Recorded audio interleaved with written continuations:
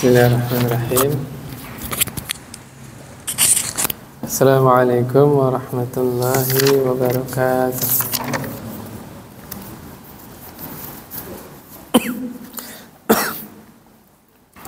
Alhamdulillah, wassalatu wassalamu ala rasulillah wa ala alihi wa ashabihi wa man wala ba'd. Dan pada malam hari ini insyaallah kita akan sedikit belajar sejarah ya. Oke, kita baca ya. Teman-teman yang mau merujuk, nanti yang saya bacakan ini hadisnya ada di kitab Riyadhus Shalihin, bab tentang sabar ya, bab ketiga tentang sabar. Hadis dari sahabat Suhaib ya, Suhaib radhiyallahu anhu. Anna Rasulullah sallallahu alaihi wasallam, Nabi Muhammad SAW qala, bersabda, dulu itu hidup seorang raja fiman kana qablakum ya, raja yaitu dulu ya, sebelum kalian lahir. Kana lahu sahir, raja ini punya tukang sihir. Di hadis ini nggak ada keterangannya, tapi saya bawakan keterangan dari riwayat yang lain ya, penjelasan ulama bahwa raja tersebut adalah beragama Yahudi, tinggalnya di Yaman ya, Yahudi tinggalnya di Yaman, tapi agama Yahudi yang sudah menyimpang jauh, sesat. Kenapa? Karena rajanya ini memerintahkan rakyatnya menyembah dirinya. Jadi sejarah rakyat menyembah rajanya itu bukan hanya Fir'aun, bukan hanya Namrud. Hampir raja-raja itu togo ya, melampaui batas. Fa innahu togo. Togo itu fiilnya ya, masdarnya togut. Karena memang memerintahkan rakyat itu menyembah dirinya. Termasuk siapa? Nah, di negara sekarang ini ada nggak presidennya yang nyuruh rakyatnya nyembah dirinya? Hah? Bashar Assad di Suriah ya kan? Banyak, itu sudah terjadi zaman dahulu kala ya. Nah, Nabi cerita raja ini, nama rajanya Zunuwais ya, Zunuwais, punya seorang penyihir yang sudah tua ya. Falamma kabira qala lil malik, penyihir ini ketika sudah tua bilang kepada rajanya, inni qad kabirtu fab'ath ilayya ghulaman u'allimhu as-sihra. Kata tukang sihir ya, wahai raja, saya ini sudah tua, kirim ke saya seorang pemuda ya, yang cerdas, nanti saya ajarin ilmu sihir saya warisin. Lihat, penyihir aja khawatir kalau ilmunya tidak bersambung. Masa kita orang Islam kalah sama penyihir? Ya, kalau bisa DKM itu bikin apa namanya, bahasanya program. Siapa anak muda yang masih semangat belajar agama, nggak punya biaya, biayain pondok pesantren 3 tahun, 6 tahun hafal Quran, paham ilmu agama, pulang dakwah di masjid itu. Luar biasa itu. Ya, ini masa kalah sama tukang sihir? Tukang sihir aja mewariskan ilmunya, ya. Gak usah jauh-jauh, anak sini aja. Siapa yang kira-kira masih semangat belajar tapi nggak ada biaya? Ayo kita pondokin. Pondok tahfiz 3 tahun, 3 tahun lagi diniyah, bahasa Arab segala macam, fikih, tafsir, hadis belajar. Pulang suruh ngajar, gitu. Ya. Fab'atha ilaihi ghulaman yu'allimuhu. Akhirnya diutuslah satu pemuda. Di dalam riwayat lain nama pemudanya Wadah. Wadah ya. Wadduha itu artinya jelas. Wadih itu artinya jelas ya. Wadah. Wa kana fi tariq idza salaka rahibun faqa'ada ilaihi wa sami'a kalamuhu fa'ajabahu. Subhanallah, Allah takdirkan pemuda ini setiap ingin ke rumahnya tukang sihir, ya di jalan itu ada tempat tinggalnya rahib. Rahib itu bahasa Indonesia apa? Pendeta ya. Ya kalau di Islam ustadz gitu. Kalau di Nasrani apa? Kalau Robi itu apa? Yahudi. Ini mah orang Nasrani. Jadi rajanya tadi Yahudi. Nah, pendetanya ini Nasrani. Rajanya Yahudi udah yang sesat menyesatkan, rahibnya ini Nasrani yang masih murni, mukmin, yaitu orang yang mengikuti ajarannya Nabi Isa alaihissalam. Masya Allah, pemuda ini mempelajari dua ilmu sekaligus. Jadi dia belajar sama rahibnya, ya subhanallah, nasihat-nasihatnya itu bikin apa, takjub gitu ya, fa'ajabah. Kemudian dia ke rumah penyihirnya. Wa kana idza ata sahir marra bir rahib wa qa'ada ilaihi. Fa idza ata sahir darabahu. Kalau nyampe ke rumahnya tukang sihir, dia dipukul. Terlambat. Kalau pengajian cukup nggak semenit 2 menit, nggak cukup kan? Nah, dia duduk dengerin pengajiannya pendeta tadi. Akhirnya ke tukang sihirnya terlambat, ya kan? Fasyakadzalika ila rahib. Kemudian pemuda tadi ngadu, ya, saya kalau datang ke tukang sihir dipukul saya kalau terlambat. Akhirnya kata rahibnya ya, bilang ke tukang sihir itu, habasani ahli wa idza khashita ahlaka faqul habasani as-sahir.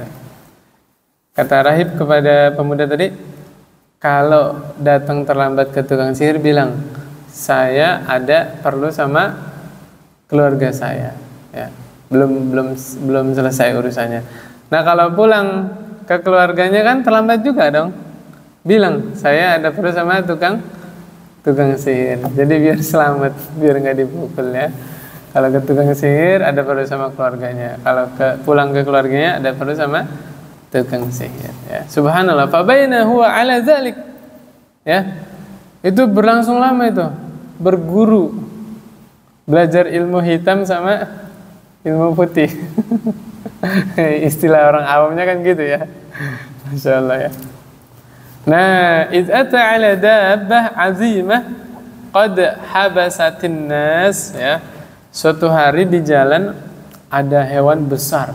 Dabbah ini enggak dijelasin. Ada ulama yang bilang hewannya itu gorila yang besar, ada yang bilang badak, ya. Tapi enggak mungkin siput ya. Pokoknya hewan ini menghalangi manusia sehingga manusia ini enggak berani lewat jalan situ. Akhirnya al-yawm a'lam, kata pemudanya, as-sahir afdal amir rahib afdal. Hari ini saya akan mengetahui siapa yang lebih utama, apakah tukang sihir atau pendeta, ya. Namanya masih belajar kan, tahap pencarian kan. Fa akhadha hajaran, akhirnya pemuda tadi ngambil batu. Faqala, nih saya bilang tadi pendetanya itu mukmin, ya, Nasrani tapi masih murni. Pemuda ini bilang, Allahumma in kana amru rahib ahabba ilaika min amri sahir faqatul hadhihi dabbah hatta yamdiyan nas. Ya Allah, berdoanya ke siapa? Ke Allah kan? Ya Allah, apabila perkara yang ada pada diri pendeta itu lebih engkau cintai daripada yang ada pada tukang sihir, maka singkirkanlah hewan ini sehingga manusia bisa berlalu dengan aman, ya. Dilempar tuh bismillah. Masya Allah, ya. Faromaha faqatalaha famadun nas. Hewannya begitu besar, dilempar batu mati, Pak. Ya, faqatalaha. Pemuda tadi membunuh hewan tadi sehingga manusia bisa lewat, ya. Kan orang-orang tahunya pemuda ini belajar kepada siapa? Hah? Penyihir. Penyihirnya itu formal, Pak. Penasihat raja, ya kan? Pasti manusia tahunya ya. Dikira, sihirnya orang ini sudah hebat ini. Masya Allah. Akhirnya pemuda tadi cerita ke pendeta tadi, ya. Cerita, fa akhbarahu, cerita. Tadi saya di jalan ketemu binatang tadi, saya ambil batu, saya lempar mati. Subhanallah, rahibnya baik, Pak. profesional, ya. Sehingga rahib itu bilang, "Ai bunayya antal yaum afdalu minni." Wahai nak, hari ini engkau lebih mulia daripada saya. Engkau lebih utama daripada saya. Tuh, Pak. Ya. Ingat siapa, Pak? Imam Syafi'i rahimahullah. Gurunya Imam Ahmad. Imam Ahmad berguru kepada Imam Syafi'i, tapi Imam Syafi'i tidak malu bilang kepada Imam Ahmad dalam masalah ilmu hadis, "Anta a'lamu minni." Masya Allah. Ya, para ulama seperti itu, Pak. Orang-orang alim itu tidak ada yang sombong. Ya, kalau memang muridnya lebih utama, diakuin. Kata Imam Syafi'i kan, kalau sampai hadis kepadamu, kabarkan kepadaku, karena engkau lebih alim terhadap ilmu hadis. Imam Ahmad murni cinta kepada Imam Syafi'i dan berguru kepada Imam Syafi'i betul-betul. Dari mana? Ketika ada dua majelis bentrok, ada majelisnya, saya lupa majelisnya Sufyan kalau nggak salah ya, yang satu generasi dengan Imam Ahmad dengan Imam Syafi'i, kalau nggak salah Sufyan. Kemudian ada majelisnya Imam Syafi'i, bentrok nih, waktunya bareng. Yang dipilih sama Imam Ahmad yang mana? Imam Syafi'i. Ditegur sama saudaranya, sama teman-teman yang lain. "Wahai Ahmad, kamu meninggalkan majelis hadis Rasulullah SAW." Apa jawab Imam Ahmad? "Saya belajar kepada Imam Syafi'i hingga mengetahui ayat yang umum, ayat yang khusus. Dalil umum, dalil khusus. Makanya Imam Syafi'i rahimahullah itu dijulukinya bapak usul fikih, yang menguraikan ini dalil umum, ini dalil khusus gitu loh ya. Muqayyad, mutlak, itu Imam Syafi'i rahimahullah. Tapi kalau saya ketinggalan ada satu hadis dari satu majelis ulama pada sekarang, saya bisa mencari dari ulama yang lain. Tuh, pertimbangannya Imam Ahmad. Saya ketinggalan di majelisnya ulama fulan ya, satu hadis, dua hadis, bisa dicari dari riwayat orang lain. Tapi kalau majelis Imam Syafi'i, siapa yang ngeriwayatin, menjelaskan usul fikih, ini dalil umum, dalil khusus ya, subhanallah. Dan Imam Ahmad pernah bilang, ada 7 orang yang saya sebut namanya ketika sahur. Kan diantara waktu yang diijabah itu waktu sahur sebelum subuh. Itu disebut doanya, namanya itu disebut. Nah, salah satunya siapa? Imam Syafi'i rahimahullah. Itu baru namanya doa yang tulus, ikhlas. Tadi masuk ke saya ya, pertanyaannya luar biasa ini Pak. Pertanyaannya apa Pak? Kenapa Allah sampai sekarang belum menolong Palestina? Luar biasa kan pertanyaannya. Siapa yang mau jawab coba? Allah menghancurkan negeri kaumnya Nabi Lut gampang kan? Satu kota diangkat, dibalik. Allah menghancurkan tentara Abraha, ya, tentara bergajah, mudah kan? Kirim aja tayran ababil ya, burung ababil. Burung berbondong-bondong, Pak. Gampang kan? Pertanyaannya, kenapa kok belum turun pertolongan Allah Subhanahu wa taala? Ayo, ada yang mau jawab? Ada, jawab dulu pertanyaan itu ya, nanti kita lanjut ini. Maka teman-teman yang dirahmati Allah Subhanahu wa taala, urusan kaum muslimin diuji itu bukan hanya sekarang. Dari zaman umat-umat terdahulu, kaum muslimin diuji. Ada yang digergaji belah dua Pak, hidup-hidup digergaji. Ada yang dikuliti, subhanallah. Bahkan para nabi juga dibunuh. Ya, surah Al-Baqarah ayat 214. Apa kata Allah Subhanahu wa taala? Am hasibtum an tadkhulul jannata walamma ya'tikum mathalul ladzina khala min qablikum. Ya. Kalian mengira kalian akan masuk surga padahal kalian belum diuji sebagaimana orang-orang terdahulu. Massathumul ba'sa wad-dharra wa zulzilu. Ya. Mereka itu diuji kesusahan ya, mudarat, kesulitan, wazulzilu sampai gempa, Pak. Hatta yaqula ar-rasulu walladzina amanu ma'ahu mata nasrullah. Sampai yang bilang kapan pertolongan Allah datang siapa? Nabinya aja bilang. Hatta yaqula ar-rasul. Sampai rasul dan orang-orang beriman sampai bilang kapan pertolongan Allah datang? Mata nasrullah. Apa kata Allah? Ala inna nasrallahi qarib. Ingatlah pertolongan itu Allah itu sangat dekat. Sabar, ya, ada masanya. Yang penting kita sudah berusaha. Jamaah, teman-teman yang dirahmati Allah Subhanahu Wa Taala, saya katakan, kaum muslimin yang terbunuh di Palestina, orang-orang mukmin yang meninggal di atas iman, mereka lah yang menang. Mereka Allah wafatkan di atas iman. Mereka sudah menang. Justru kita yang belum menang. Kita belum tahu, belum tentu kita mati di atas iman. Iya nggak, Pak? Itu kemenangan seorang muslim, Pak. Mati di atas iman. Ya kita sedih, kita melihat saudara kita dibantai. Ribuan anak kecil wanita, ya pilihannya juga dibunuh. Memang begitu. Allah nampakkan kebusukan orang-orang kafir. Mereka yang teriak-teriak hak asasi manusia, teriak-teriak toleransi segala macam, itu aslinya mereka. Dunia melihat langsung bagaimana sifat karakter aslinya orang-orang kafir demikian. Makanya permusuhan antara kaum muslimin dengan orang-orang kafir tidak ada hentinya. Sampai kapan? Sampai hari kiamat nanti.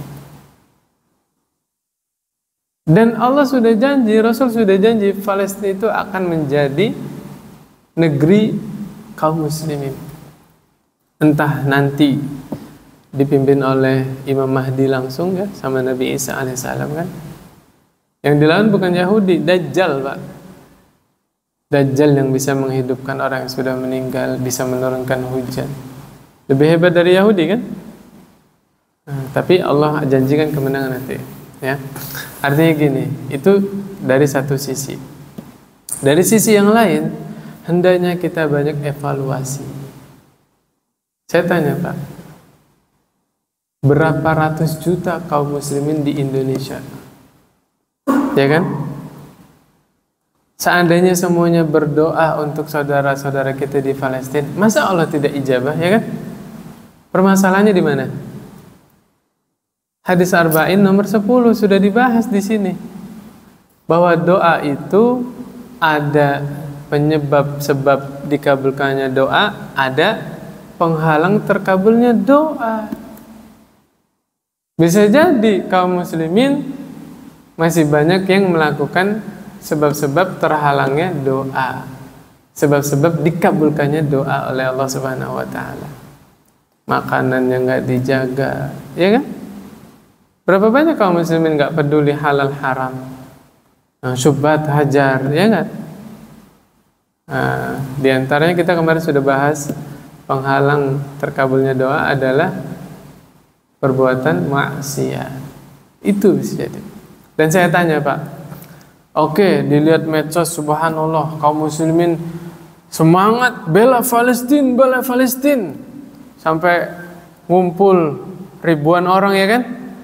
Saya tanya, Pak, berapa di antara kita yang doanya tulus, bangun malam sebelum subuh betul-betul mendoakan saudara kita di Palestina, sendirian sampai nangis-nangis memohon pertolongan kepada Allah? Berapa di antara kita? Atau selama ini kita teriak-teriak bela Palestina hanya riya yang ada di dalam hati kita? Kan sudah dijelaskan oleh Nabi, riya itu seperti semut hitam di atas batu hitam di malam hari. Nggak ngerasa, Pak. Kita bukan ngomongin siapa-siapa gitu loh. Cuma evaluasi. Kita keluar-keluar di medsos, ganti foto profil bendera Palestina misalnya, ya, status segala macam, nge-share di mana. Saya tanya, berapa di antara kita yang bangun malam sebelum subuh Doanya tulus sampai nangis-nangis, minta bantuan kepada Allah Subhanahu wa taala. Berapa di antara kita? Nah, itu sebagai koreksi dan evaluasi ya. Demikian. Ya mungkin di antaranya Allah sedang menguji kaum muslimin. Kan ketika Nabi masih hidup saja di perang Uhud, kaum muslimin mengalami kekalahan, ya kan? Apalagi sekarang tidak ada Rasulnya ya, sallallahu alaihi wasallam. Artinya semua sudah menjadi kehendak Allah Subhanahu wa taala. Qadarullah wa masyafa'ala. Tapi jangan kita tertipu ya. Justru saya katakan mereka orang-orang Palestina yang terbunuh di sana, justru mereka lah yang menang. Ya. Apalah arti dunia di hadapan orang-orang mukmin? Betul? Apa arti dunia? Yang menjadi hakikat itu ya. Saya sering cerita sama siapa aja, saya bilang yang namanya mati itu sudah pasti. Kita semua pasti mati. Entah mati karena penyakit, mati kecelakaan di jalan, mati dibunuh orang, mati di dalam peperangan. Yang digaris bawah itu adalah ketika kita mati, mati di atas apa? Iya enggak? Itu yang jadi acuan. Kalau mati pasti semua mati, Pak. Maka berbahagialah orang-orang yang Allah wafatkan tetap di atas imannya. Kemudian pelajarannya besar. Lihat orang-orang Palestina yang anaknya terbunuh, apa yang diucapkan bapaknya? Alhamdulillah. Selama ini kita bahas kan teori doang kan? Luar biasa mereka mempraktekannya tuh. Mereka menang. Alhamdulillah sampai araditu ya Rabb, engkau ridho ya Rabbi, engkau ridho, sampai seperti itu. Subhanallah. Ya, kemudian kejadian di Palestina juga itu adalah ujian bagi kita. Kita berpihak pada siapa? Iya nggak? Subhanallah, kan di media nggak sedikit juga yang membela negara Israel, benar kan? Nah, disitulah ujian. Kata Nabi SAW kan, al-mu'min, seorang mukmin dengan mukmin yang lain apa? Kalbunyan, seperti bangunan. Di dalam riwayat lain seperti satu jasad. Ya, kalau seorang mukmin yang satu kena musibah, maka saudara yang lain akan merasakannya juga. Ya, alhamdulillah Indonesia paling terdepan kalau masalah simpati ya, empati atau simpati, sama aja ya. Ya kan, kayak menggalang dana dan yang lainnya. Ya, subhanallah, alhamdulillah. Itu semua adalah sebagai ujian dari Allah bagi kita. Ada nggak kita perasaan ke sana? Atau kita cuek-cuek aja? Nah, itu ujian dari Allah Subhanahu wa taala. Ala kulli hal, kita bisa bantu semampunya. Bantu dengan materi, silakan. Kalau kita ada. Kalau nggak punya materi, maka minimal mendoakan. Saya mau tanya nih, di masjid ini udah ada salat ghaib, Pak? Buat saudara-saudara sudah kan? Alhamdulillah. Ya, salat ghaib, doakan ya, demikian. Dan kalau lagi terjadi seperti ini, jangan nanya Hamas itu siapa. Oke? Nggak pas waktunya. Karena saudara-saudara kita lagi kesusahan, lagi butuh bantuan, bisa bantu selesai dah. Kalau mau ngebahas Hamas itu siapa, Hizbullah itu siapa, misalnya ya, Syiah Houthi yang di Yaman itu siapa, nanti udah lewat masa ini baru dikupas bagaimana gitu.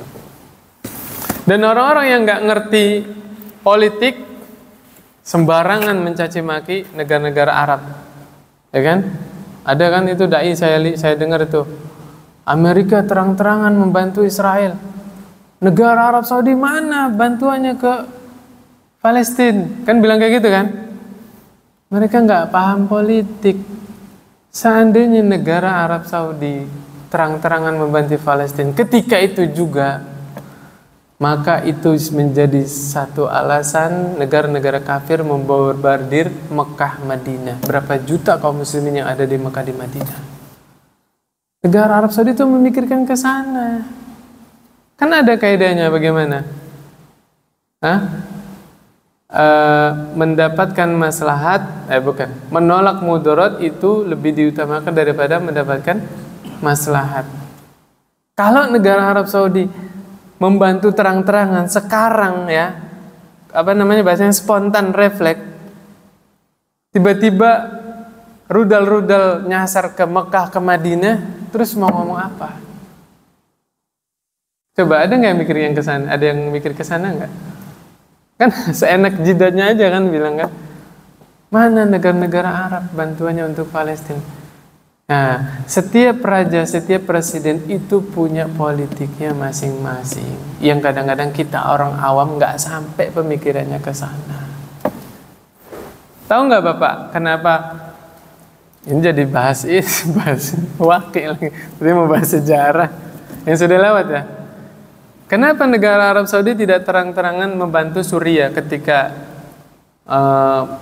Ahlus Sunnah wal Jamaah di Suriah dihabis-habisi oleh Syiah?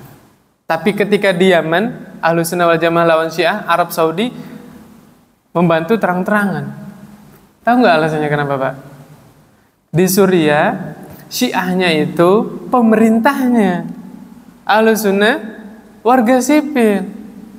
Kalau negara Arab Saudi membantu Ahlus Sunnah di Suriah terang-terangan, itu melanggar aturan PBB yang nanti akan membenarkan negara-negara lain menyerang Yahudi. Ya, Bashar Assad itu kan pemerintahnya kan, pemerintahnya yang Syiah. Akhirnya negara Arab Saudi bukan nggak bantu ya, bantu, tapi tidak terang-terangan. Ya warganya itu yang lari ke Arab Saudi welcome. Kan ada yang memfitnah. Di Turki lihat ribuan camp-camp pengungsi kan ya. Mana negara Arab Saudi nggak ada camp pengungsi? Ya nggak ada camp pengungsi. Warga Suriah itu saudara kita. Datang ke Arab Saudi, masuk sini, rumah kami, tinggal welcome. Nggak ada camp pengungsi. Karena memang warga Suriah itu saudara kita. Nggak disiapin camp pengungsi, rumah, masuk langsung ke rumah. Kan orang yang nggak ngerti kan menjelek-jelekan negara Arab Saudi kan. Nah, kenapa di Yaman negara Arab Saudi itu membantu secara langsung? Karena yang Ahlus Sunnah pemerintah Yaman, yang Syiahnya warga sipilnya, dan pemerintah Yamannya yang minta bantuan kepada negara Arab Saudi. Makanya terang-terangan membantu gitu. Ya walau alam bisawab. Mungkin teman-teman udah tahu ya, ini buat yang belum tahu aja ya. Demikian. Insya Allah kejawab ya. Kalau nggak kejawab ya bisa tanya ke ustadz lain. Mudah-mudahan nggak puas jawabannya, biar tanya lagi ke ustadz yang lain. Kita kembali ke sini lagi. Ya, Masya Allah. Ternyata hewan yang dibunuh tadi sama pemuda tadi Wadah itu adalah awal dari berbagai karomah. Setelah itu, ya subhanallah nih. Sebelum ke sana ya, rahibnya ini pesan sama anak muda tadi ya. Nih, qad balagha min amrika ma ara fa innaka satubtala. Kamu udah tahu kan yang kamu saksikan, kamu akan diuji. Ya. Nih. Fa ini betulita fala tadullu alayya. Kalau kamu udah dapat ujian, maksudnya itu karomah Pak, bisa nyembuhin berbagai penyakit.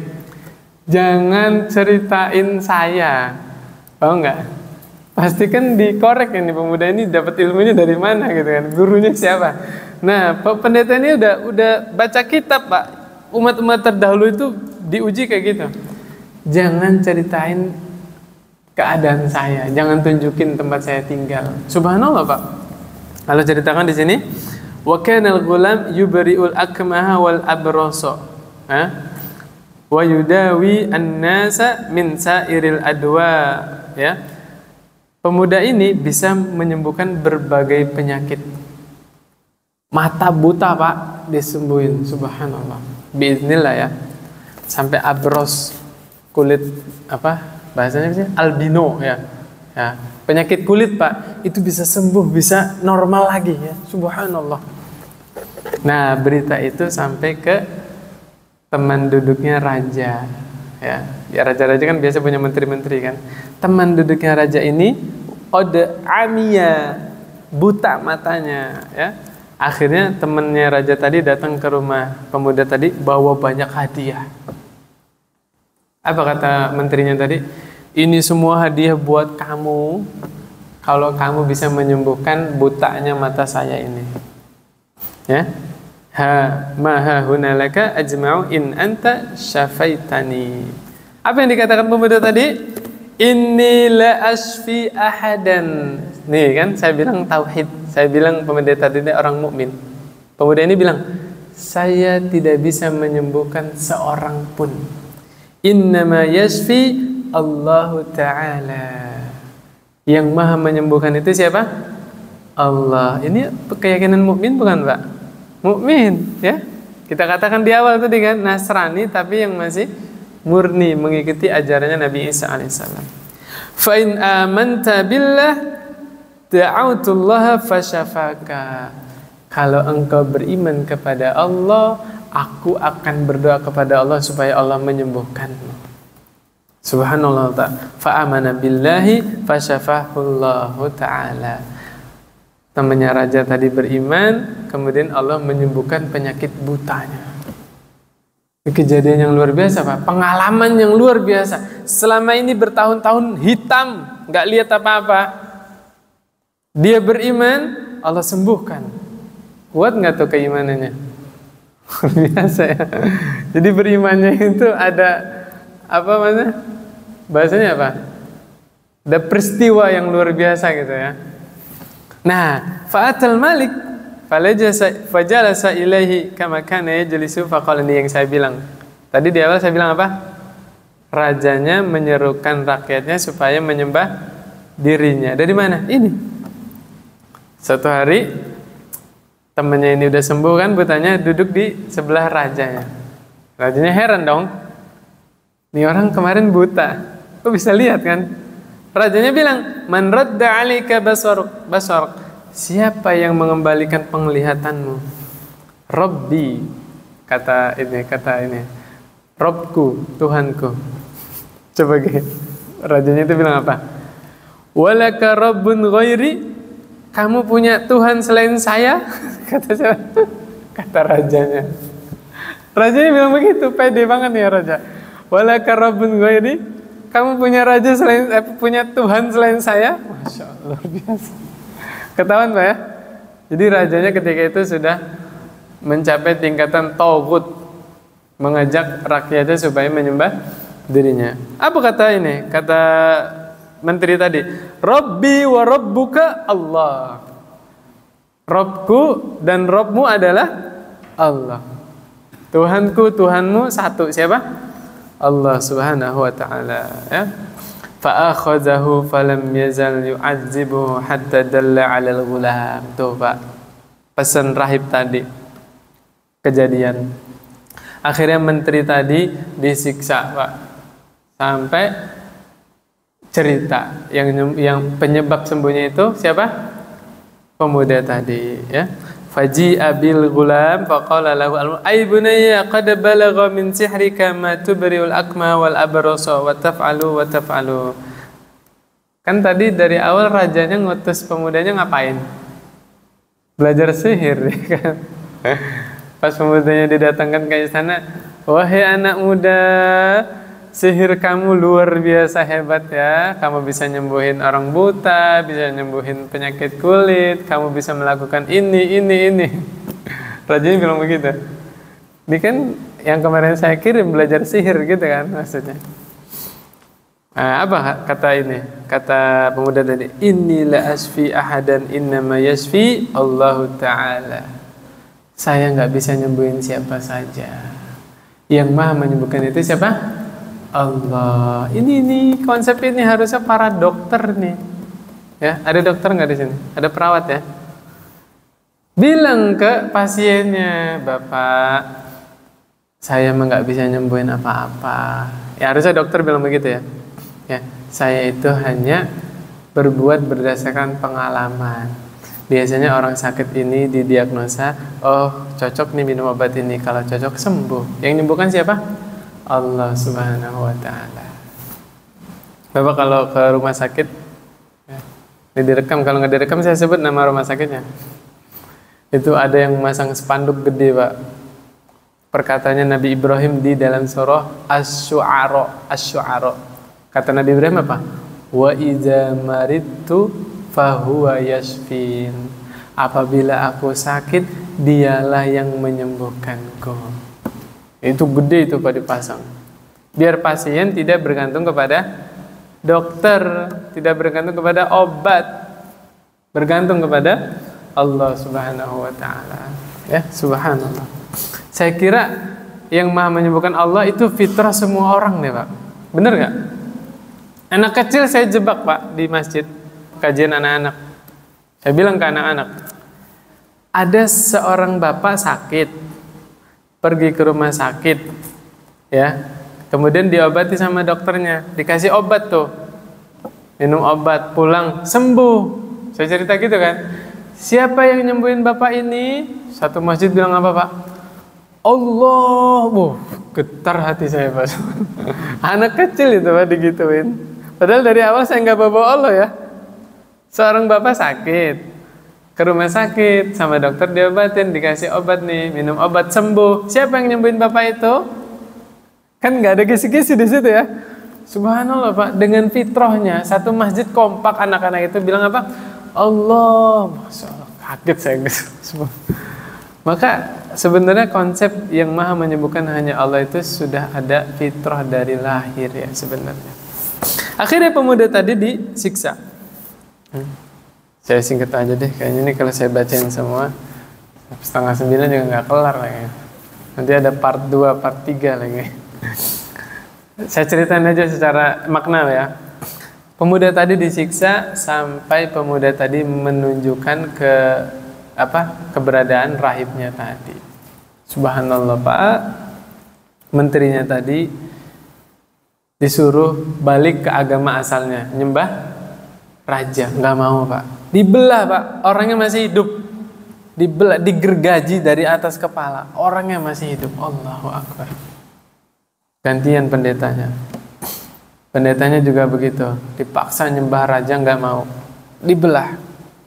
Kan zahirnya kalau orang awam yang nggak tahu ilmunya ngelihat rahib sama menteri tadi kalah kan, mati dibelah kan. Tapi kalau dari pandangan syariat justru dialah yang menang. Rajanya tidak berhasil memaksa akidah yang busuk, ya nggak? Menang di atas kebenaran, di atas akidah yang benar. Kemenangan seorang mukmin adalah ketika dia mati di atas iman. Ya ayyuhalladzina amanu taqullaha haqqa tuqatih wa la tamutunna illa wa antum muslimun. Kan pesannya Allah begitu. Wahai orang-orang beriman, bertakwalah kalian kepada Allah sebenar-benar takwa. Jangan kalian mati kecuali dalam keadaan muslim. Kan perintah Allah begitu. Karena yang namanya mati pasti, betul nggak? Makanya Allah nggak bilang jangan mati, tapi Allah bilang apa? Jangan mati kecuali dalam keadaan muslim. Nah itu pegang betul-betul akidah. Saya kalau ceramah di depan anak-anak SMA, Pak, ya banat ya siswi, saya bilang begini, kamu kan udah dewasa nih. Nanti kalau ada yang ngelamar kamu, maharnya 3 miliar. 3 apa 4, Pak? Tapi yang ngelamar itu orang Kristen. Kamu suruh masuk agama Kristen, mau nggak? Begitu saya. 3 miliar loh. Bisa beli rumah, beli kendaraan, buka bisnis, ya nggak? Ayo. Masya Allah jawabannya. Enggak lah Ustaz. Kalau nggak Islam saya nggak mau nikah. Masya Allah, bagus pintar. Pegang itu agama ya, akidah itu pegang ya. Duit bisa dicari, tapi hidayah mutlak Allah yang kasihnya. Kita sudah dikasih hidayah, jaga baik-baik, betul-betul. Gitu ya. Akhirnya ke rahib raja ini berani membelah 2, ke menteri juga berani, tapi ke pemuda ini nggak berani, Pak. Karena kan terkenal ininya. Bagaimana karomahnya pemuda ini kan. Sampai raja itu mengutus beberapa prajuritnya, bawa anak ini ke atas gunung, sebelum dilempar dari puncak gunung ya, tawarin dulu. Kalau dia mau kembali, mau menyembah saya, lepasin. Subhanallah, dibawa ke atas gunung, Pak. Di jalan doanya gimana? Allahumma kfinihim bima syi'ta. Ya Allah, lindungilah saya, jagalah saya dari keburukan mereka sekehendakmu. Terserah engkau caranya bagaimana. Allahumma kfinihim bima syi'ta. Ya, ini juga bisa didoain nih Pak buat saudara-saudara kita di Palestina. Ya Allah, jagalah saudara kami di Palestina dari keburukan orang-orang Yahudi, dari keburukan musuh-musuh Islam. Sekehendak engkau, terserah engkau bagaimana caranya. Akhirnya Allah goncangkan itu gunung, Pak. Secara logika harusnya pemudanya ikut jatuh kan. Tapi subhanallah Pak, prajuritnya Allah jatuhkan semua, mati, pemudanya selamat. Bapak kalau ada di posisi ini, cabut apa balik ke istana, Pak? Hah? Kan mau dibunuh Bapak. Pasti kabur ya. Subhanallah Pak, dakwah. Yang jadi intinya itu dakwah Pak, bukan menyelamatkan diri. Pemuda ini balik ke istana. Rajanya melongo, kaget. Loh, kemana teman-temanmu? Maksudnya pasukan itu. Ya, ceritalah udah. Akhirnya dikirim pasukan yang lain. Nah, ke atas gunung gak mempan nih, coba ke laut. Rajanya bilang kepada pasukannya, sebelum ditenggelamkan ini pemuda, tawarin dulu, mau gak balik menyembah saya? Kalau mau lepasin. Akhirnya ke tengah laut, pemuda ini doa lagi, Allahumma kfinihim bima syi'ta. Ya Allah, jagalah aku dari keburukan mereka, terserah engkau bagaimana caranya. Nah, ini doa bagus dipakai Pak kalau pas tepat. Tapi jangan sekali-kali Bapak lagi berkendara di depan ada razia Pak. Jangan doa ini ya. Itu nggak pas doanya. Ya silakan doa-doa, tapi kalau tetap diperiksa ya salah sendiri Pak. Ada polisi banyak, Allahumma kfini bima syi'ta. Subhanallah. Qadarullah masyafa'ala, prajuritnya tenggelam Pak. Masya Allah. Kita kalau di posisi itu pasti pergi Pak ya. Kita kan mentalnya masih takut mati kan. Bapak takut nggak mati Pak? Hah? Coba misalnya nih, misal Pak Jokowi betul-betul nulis surat putusan, seluruh laki-laki yang sudah balik kaum muslimin besok berangkat ke Palestina semuanya, misalnya. Siap nggak Pak? Bapak siap, istrinya siap nggak? Ayo, ibunya siap nggak? Ya, jadi pemerintah kita juga punya banyak pertimbangan ya. Ya, kita siap. Istrinya siap nggak? Anaknya siap nggak? Istrinya siap nggak? Kan banyak pertimbangan ya, subhanallah. Nah, pemuda ini langsung to the point, nggak babi bu. Datang ke raja, wahai raja, kamu mau bunuh saya kan? Bisa. Ikuti instruksi dari saya. Ya, kumpulkan masyarakat di tanah yang lapang. Di situ dijelaskan di riwayat yang lain 20.000 orang, Pak. Kan masih sedikit ya penduduk ya. 20.000 orang itu. Terus saya disalib, wahai raja. Nah, Anda ambil anak panah, tapi sebelum melepas anak panah itu baca doanya nih, saya ajarin. Bismillahirrabbilghulam. Dengan nama Allah, Robnya pemuda ini. Dengan nama Allah, Tuhannya pemuda ini. Rajanya licik, Pak. Pertama dia panah, bacanya pelan. Kan itu 2.000-an orang itu nggak dengar kan Bismillahirrahmanirrahim. Lepas panahnya meleset Pak. Makanya pemuda bilang yang kenceng atau pemudanya. Bener Pak teriak Bismillahirrabbilghulam. Masya Allah Pak, lepas panah langsung nancep ke pelipisnya, meninggal pemudanya. Allahu Akbar. 20.000 orang itu masuk Islam semuanya Pak. Tadi agamanya apa? Nasrani kan. Beriman semuanya, beriman. Nah, maka kita terangkan agama seluruh nabi itu satu. Agama apa? Islam. Islam yang bagaimana? Mengajak umatnya untuk hanya beribadah kepada Allah saja. Yang membedakan itu apa? Syariatnya. Nah, untuk penyebutan orang Islam yang mengikuti ajarannya Nabi Isa dulu disebutnya apa? Nasrani, ya. Disebutnya Nasrani. Gitu. Orang-orang yang menisbatkan pengikutnya Nabi Musa, mereka menamakan dirinya siapa? Yahudi. Gitu. Kalau ngikut Nabi Isa, Nasrani. Pada hakikatnya Islam juga. Ya, kalau betul-betul mengikuti ajaran Nabi. Terus bagaimana? Misalnya zaman sekarang masih ada orang yang mengamalkan ajarannya Nabi Isa alaihissalam. Dia nyembah Allah, nggak nyembah Nabi Isa, nyembah Allah. Tapi syariatnya Nabi Isa yang dipakai, gimana Pak? Bisa nggak? Nggak bisa. Karena dengan datangnya Nabi Muhammad SAW itu menghapus syariat-syariat terdahulu. Dengan diturunnya Al-Quran itu menghapus syariat yang terdapat di kitab-kitab terdahulu. Jadi seandainya Taurat yang asli ada sekarang, Zabur, Injil yang asli ada sekarang, masih boleh diamalkan? Udah nggak bisa. Sudah ada Al-Quran, sudah dihapus syariat-syariat terdahulu. Nah, disitulah panglima perangnya raja ini bilang, wahai raja, apa yang engkau khawatirkan telah terjadi. Pasti raja yang nggak beriman mah takut kan, masyarakatnya berontak gitu kan. Nah, ini masyarakatnya beriman kepada Allah, tidak beriman kepada rajanya lagi, kan itu dianggap suatu pemberontakan ya kan. Masya Allah Pak, dasar manusia serakah Pak. Itu nggak dibiarkan begitu aja. 20.000 orang Pak. Prajuritnya raja ini diperintahkan oleh raja menggali parit. Nah, inilah asal mulanya disebut Ashabul Ukhdud. Ukhdud itu artinya parit ya. Khondak, ukhdud itu sama aja.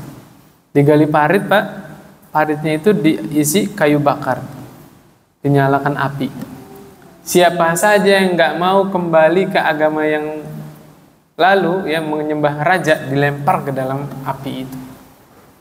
Nah, itu subhanallah Pak, dibantai. Bahasanya pembantaian orang-orang Nasrani, bahasanya gitu kan. Sampai ada seorang ibu Pak, ya, ja'at imra'atun wa ma'aha sabiyyun laha. Seorang ibu lagi gendong bayi yang masih nyusu Pak, sabiyyun. Gentar itu Pak, ketika disuruh masuk ke dalam api itu. Bukan dianya takut mati, bayi Pak. Ya bapak-bapak tahu nggak perasaan ibu bagaimana? Ibu-ibu lebih paham. Ibu itu lebih sayang kepada bayinya. Yang dikhawatirkan itu bayinya ini loh. Tapi subhanallah, ketika keraguan itu datang, tiba-tiba Allah tanamkan kekuatan, yaitu ya nih, fataqa'asat an taqa'a fiha faqala laha al-ghulam ya umma isbiri fa innaki 'alal haqq. Tiba-tiba bayinya bicara, wahai ibuku, sabarlah engkau di atas kebenaran. Coba bayi yang masih nyusu tiba-tiba ngomong begitu. Kuat gak imannya? Ya udah, akhirnya dilempar ke dalam ukhdud tadi. Ya, subhanallah. Nah, ini lanjutnya ke Ashabil Fil nih. Mudah-mudahan cukup ya. Subhanallah Pak. Nasrani di Yaman itu, berita pembantaian orang-orang Nasrani ketika itu, Nasrani tanda kutip Pak ya, terdengar oleh raja di Romawi. Ketika itu pusat agama Nasrani itu di Romawi. Romawi di mana? Irak Pak.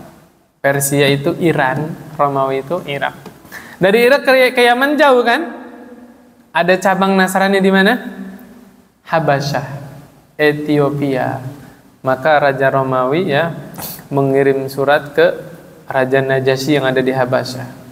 Akhirnya Raja Najasyi marah mendengar umat Nasrani di situ dibantai kan. Ya, kirimlah pasukan. Ada 2 panglima perang ya, yang bernama Aryat, panglima perangnya Aryat, wakilnya Abraha. Nah, Bapak nyambung ya? Nyambung nggak Pak? Aryat sama Abraha ini dikirim dari Najasyi ke Yaman. Dihajarlah itu pasukan Dzunwais, habis Pak. Akhirnya yang berkuasa di Yaman agamanya sekarang agama siapa? Nasrani. Orang Yahudi tadi udah dibakar kan, sudah masuk Nasrani dulu ya, masuk Islam ya, masuk beriman dulu baru dibakarkan. Akhirnya di Yaman itu tinggallah pasukan-pasukan Raja Najasyi yang dikirim, yang dikepalai oleh Aryad dan Abraha. Mungkin nggak satu negara dipimpin oleh dua raja Pak, atau dua gubernur, mungkin nggak? Nggak mungkin. Akhirnya Aryad berselisih dengan Abraha. Aryad berselisih dengan Abraha. Itu hampir perang Pak. Abraha punya pasukan sendiri, Aryad punya pasukan sendiri. Nah, ketika ini jiwa pemimpin ini Pak, subhanallah. Ya, pemimpin itu zaman dulu ya benar-benar pemimpin. Zaman sekarang pemimpin juga sih. Ya, itu ketika hampir mengadakan peperangan, salah satu di antara keduanya, Aryad dan Abraha, bilang begini, ini kita sama-sama Nasrani, sayang habis bantai-bantaian, ya kan? Udah gini aja, kita duel, yang menang dia jadi raja, jadi pasukannya tidak jadi korban, ya nggak? Lebih simpel begitu kan? Nah, subhanallah Pak, perang betulan Abraha lawan Aryad. Ternyata Aryad lebih kuat daripada Abraha. Ya, ketika Abraha akan ditebas lehernya oleh Aryad, qadarullah Abraha itu minggirnya bukan nunduk Pak, tapi ke belakang. Jadi menghindari itu ke belakang gitu. Akhirnya kena hidungnya Pak. Hidungnya potong Pak, hidungnya Abraha itu potong. Makanya Abraha disebut Al-Ashram. Betul itu riwayat hidung Abraha itu potong. Kalau sebagian film kan dipasang besi itu ya. Ya enggak? Ada yang sebagian. Itu ada benernya. Memang Abraha itu hidungnya potong kena tebasan Aryad. Itu darah ngucur Pak. Darah ngucur, dia jatuh gitu kan. Pasukannya Aryad bersorak. Wah, dikira sudah menang Pak. Kalau Abraha mati, nggak nyambung sejarahnya. Yang mimpin Ashabul Fil siapa? Abraha, bukan Aryad kan? Subhanallah, di belakang Abraha itu ada pembantu setianya Abraha, nggak terima tuannya digituin. Dia berdiri ngambil pedang, langsung Aryad ditusuk dari belakang. Akhirnya mati Aryad. Yang masih hidup siapa? Abraha. Atas kejadian itu, Abraha membunuh Aryad. Berita ini terdengar oleh Raja Najasyi. Dikira Abraha ingin memberontak, Abraha ingin menjadi raja di Yaman gitu. Ya, padahal kan itu hanya utusan kan, utusan Romawi, utusan Najasyi kan. Tulis surat Raja Najasyi. Wahai Abraha, engkau telah apa sih bahasanya? Bugot. Apa bahasanya, ingin berlepas diri gitu lah. Ingat, saya akan menginjakkan kaki saya ke tanah Yaman. Saya akan menggunduli kepalamu. Berarti emang hukuman digundulin itu udah dari dulu ya. Dia orang yang bikin masalah, kena kasus dibotakan itu dari dulu itu Pak ya. Subhanallah, Abraha pinter Pak, cerdas. Dia nggak mau Najasyi sampai datang ke situ, sampai ngelawan Najasyi nggak. Tulis surat, ditaruh di peti Pak. Wahai Raja Najasyi, saya tidak ada niatan sama sekali melawanmu, membantahmu. Abraha ngebotakin kepalanya sendiri, rambutnya dikirim di peti itu. Ini saya sudah gundulin kepala saya ini di sini. Saya bawa ke hadapan Anda. Dan ini tanah Yaman saya bawa ini di peti. Anda nggak usah datang ke Yaman, udah injek aja tanah ini yang saya kirim untuk menunaikan sumpah Anda. Pinter kan? Gara-gara itu tenang lagi Raja Najasyi. Oh, ternyata Abraha tidak memberontak. Dan atas rasa syukurnya Abraha, Najasyi itu percaya sama Abraha, maka Abraha bikin gereja yang super besar di Yaman. Yang disebut gereja apa? Qulais. Qulais itu ahli sejarah atau ulama sebagian menjelaskan asal katanya Qolansua. Qolansua apa artinya? Peci. Songkok. Nah, songkok itu bahasa Arabnya Qolansua. Kenapa disebut Qulais? Karena saking tingginya gereja itu, orang yang pakai songkok, pakai Qolansua, pakai peci, itu kalau ngedang itu sampai pecinya jatuh Pak. Saking tingginya itu gereja ya. Makanya dinamakan Qulais. Nah, apa namanya? Tapi Abraha baru tahu kalau di negeri Arab itu sudah ada tempat pusat peribadatan yang bernama Ka'bah. Akhirnya Abraha punya rencana akan memalingkan hajinya orang Arab Jazirah Arab itu mau ditarik ke Yaman semua. Orang Quraisy ini terima nggak? Nggak terima. Ada seorang dari Bani Kinanah. Nah ini masih keturunan Quraisy ya. Itu melakukan perjalanan sengaja dari Mekah ke Yaman, Pak. Ngapain? Melumuri kotoran orang, Pak. Dilumuri kotoran itu di gerejanya itu. Marah nggak Pak Abraha? Emang riwayatnya banyak ya. Ada riwayat yang melumuri kotoran, ada yang riwayatnya dibakar itu gerejanya itu. Lagi siang-siang musim panas itu. Allah alam bisawab, tapi di buku yang saya bawa ini di situ dijelaskan yang dilumuri kotoran. Marah Abraha, akhirnya bawa pasukan 60.000 pasukan. Dibawa untuk menghancurkan Ka'bah. Dan Abraha membawa gajah. Nah ini, dulu orang Arab nggak tahu gajah itu apa. Gajah itu asalnya dari mana? Afrika, Pak. Di negeri Arab adanya apa? Onta. Emang gajah bisa hidup di negeri panas kayak gitu? Onta baru hidup gitu kan? Itu orang-orang Arab takut, Pak. Ini hewan apa ini? Besar kan? Awalnya besar, ada belalainya, ada gadingnya gitu kan. Nah Abraha itu sudah siapin ada kira-kira 13 atau 9 gajah yang nanti Ka'bah itu dililitin rantai. Nah ditarik sama gajah-gajah ini biar hancurnya langsung hancur gitu. Ternyata gajah itu punya pimpinan, Pak. Ya, gajah yang paling besar biasanya warnanya putih. Ya.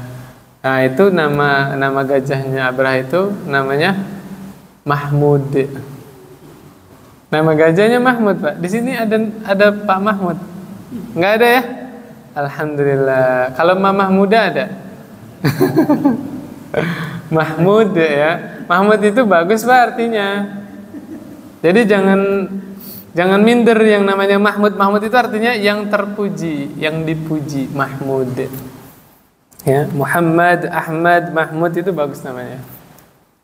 Nah, itu kan udah 8:30 lewat, belum beres. Gimana nih, lanjut apa udah, Pak? Nanya nggak ada kan ya? Ada lanjutan dikit ya, Pak ya?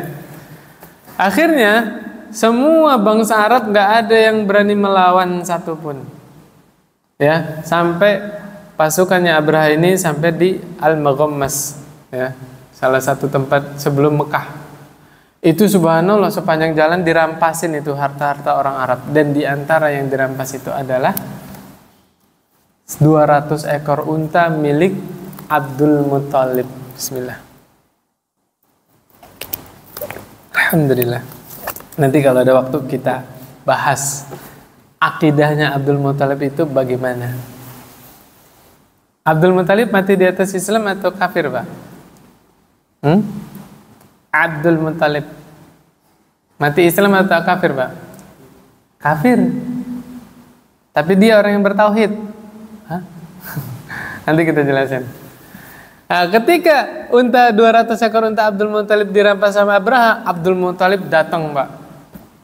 Biasa kan peperangan itu bikin kemah ya buat istirahatnya. Abdul Muthalib masuk ke kemahnya Abraha. Abraha lagi duduk di singgasananya, Pak.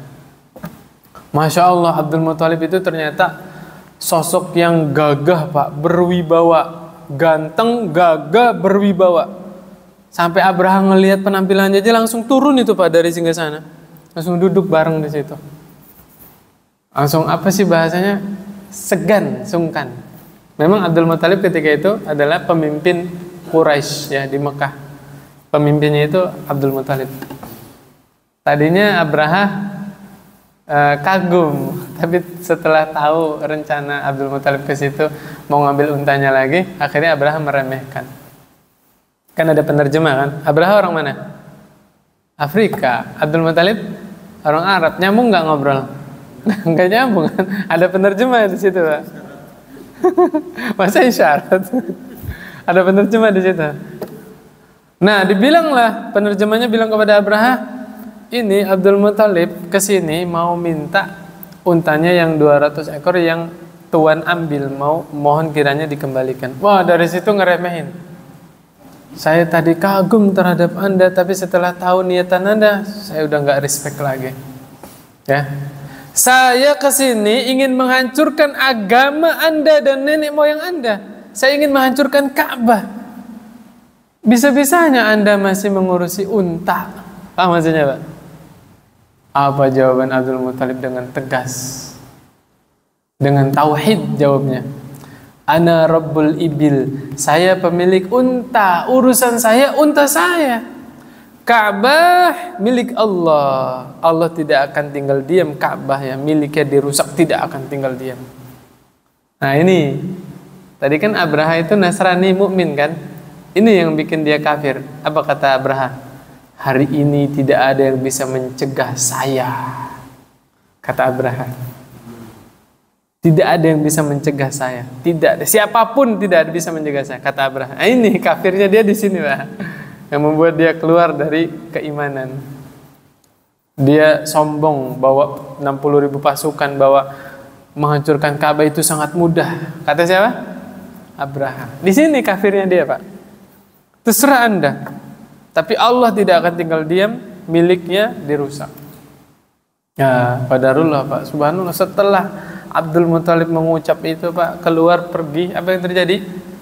Mahmud, ya pemimpin para gajah tadi, ditusuk-tusuk, didorong-dorong, nggak mau maju, Pak, nggak mau. Kalau diarahin ke Mekah nggak mau, sama sekali nggak mau maju sedikit pun. Tapi kalau diarahin ke selain Mekah ya, apalagi diarahin ke Yaman balik, itu cepat, Pak, mau pulang.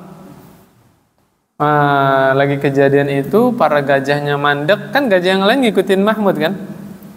Para gajah yang lain mogok itu, Allah kirimlah wa arsala alaihim tayran ababil. Allah kirim burung-burung yang berbondong-bondong bawa 3 batu, Pak. Min sijil, ya. Tarmihim bihijaratin min sijil. Batunya dari neraka, Pak.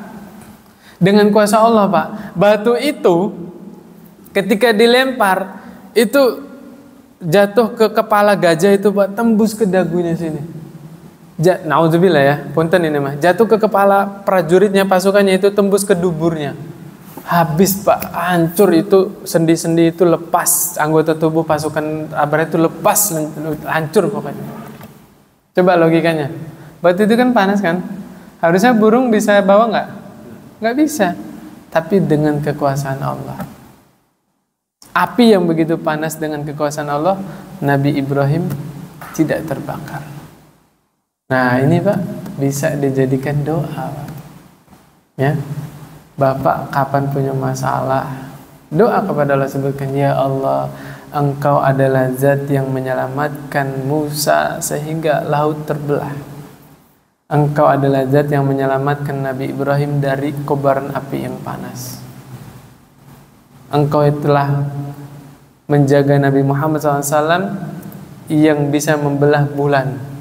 Maka hanya sekedar memberikan solusi terhadap permasalahan yang aku hadapi sangat mudah bagimu, ya Allah. Gak apa-apa itu sebutkan. Ya Allah, Engkau adalah zat yang menghendaki bulan terbelah, laut merah terbelah, api menjadi dingin. Itu kan lebih besar daripada masalah yang kita hadapi kan? Masalah yang sedang kuhadapi ini tidak ada sulitnya bagimu, ya Allah. Inna dzalika 'alallahi yasir. Sesungguhnya yang demikian itu bagi Allah adalah mudah. Akhirnya qadarullah ma syaa fa'ala, Abraha diceritakan Allah siksa, Pak. Nggak langsung mati ternyata. Abraha itu merangkak seperti anak burung yang baru lahir sampai Son'a. Son'a di mana? Yaman, Pak. Itu dadanya terbelah, ya. Jeroannya ini, perutnya, ususnya, lambung itu keluar. Kemudian jari-jarinya ini putusnya satu persatu, sendianya persendiannya. Allah siksa Abraha. Na'udzubillah min dzalik. Nah, demikian. Nah, kejadian itulah beberapa hari setelah terjadi Ashabul Fil, Nabi Muhammad SAW lahir. Makanya kalau ditanya Nabi lahir tahun berapa, kayaknya Jawabnya apa? Tahun gajah. Ya, jawabnya pasti tahun gajah karena dulu memang belum ada perhitungan tahun. Kapan mulai perhitungan tahun Hijriah? Hijrah. Nabi Muhammad SAW dan Abu Bakar hijrah itu ya 1 Hijriah. Tapi ketika itu belum ada perhitungan. Nanti di zaman Umar ya, di zaman Umar baru ditentukan 1 Hijriah dimulainya dari hijrah. Ada sahabat yang usul dimulainya dari lahirnya Nabi. Nggak setuju Umar. Tasyabuh sama orang Nasrani. 1 Masehi itu lahirnya Nabi Isa, Pak. 1 Masehi. Makanya Nabi Isa masih hidup apa sudah meninggal? Nabi Isa masih hidup apa sudah meninggal? Masih hidup. Usianya berapa? 2023 tahun. Di langit yang kedua. Kalau ada yang nanya ke saya, siapa Nabi yang paling tua? Nabi Isa alaihissalam. Nabi Nuh mungkin hanya sampai 1000 tahun saja kan? Nabi Adam juga. Nabi Isa 2023 tahun. Dan masih berlangsung nanti sampai Dajjal keluar, ya enggak? Paling tua Nabi Isa alaihissalam. Masya Allah, luar biasa. Selesai Pak ya? Selesai. Insya Allah kalau nanti ada waktu lagi, kalau Bapak minat lanjutin siapa itu Abdul Muthalib ya, kenapa dia ya fleksibel aja ya, mau arba'in, mau sirah, insya Allah. Demikian. Mungkin cukup Pak ya. Naktafi bihadzal majlis. Subhanakallahumma bihamdik asyhadu an la ilaha illa anta astaghfiruka wa atubu ilaik. Assalamualaikum warahmatullahi wabarakatuh.